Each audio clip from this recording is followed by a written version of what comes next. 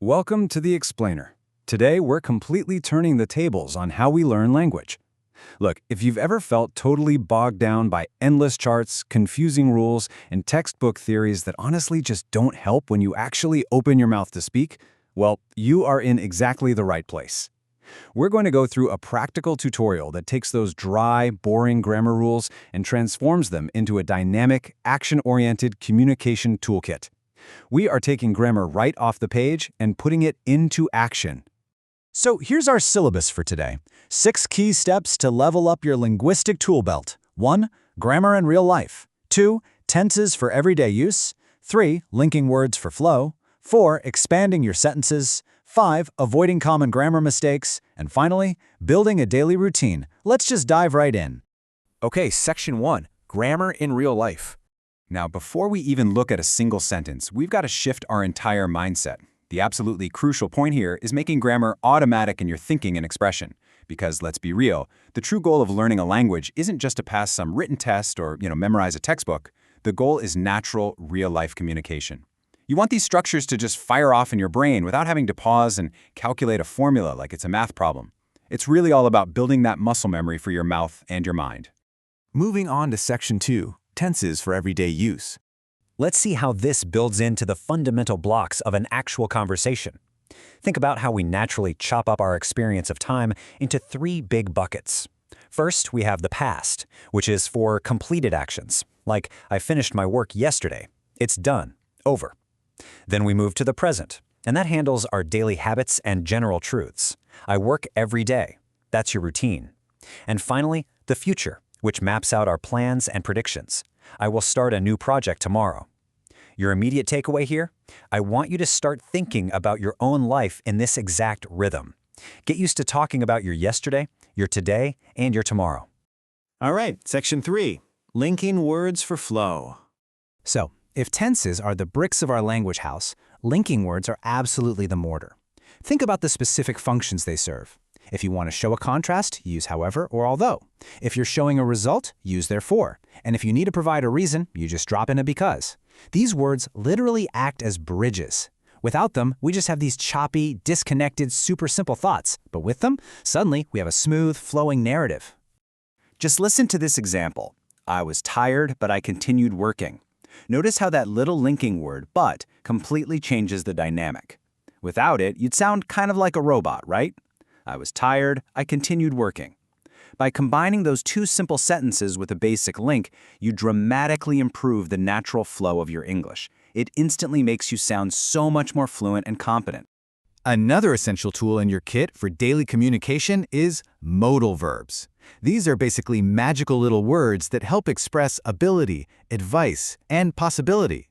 Let's think about 3 common ones. We have should for advice, like you should study more. We have might for possibility, like it might rain today. And must for obligation. You must complete this task. They just add instant nuance to your sentences. Actually, a really great exercise is to try giving a friend some advice today using these exact modal verbs. Which brings us to Section 4, Expanding Your Sentences. Now, basic sentences absolutely get the job done. They convey the core information. But expanding them? That is the secret to sounding like a native speaker. Consider the simple version. I like books. Sure, it's grammatically correct, but it's a bit clunky and abrupt. Now contrast that with the expanded version. I like reading books because they help me learn new ideas. Do you hear the difference in clarity and flow? The expanded version sounds polished, it sounds thoughtful, and it naturally invites the listener into a deeper conversation. So how do we actually do this in the moment? You can start expanding your own simple sentences immediately using 3 really actionable steps. Step 1, add reasons. Why do you like it? Step 2, add details. Where, when, or how. And step 3, add examples. Whenever you write or speak a short sentence today, I want you to challenge yourself to add just one of these 3 elements right to the end of it. Let's picture this in a real-life conversational dialogue. Imagine someone asks a very simple question. What are you doing? Now, you could just say, I am working on my project, but listen to how it can be expanded.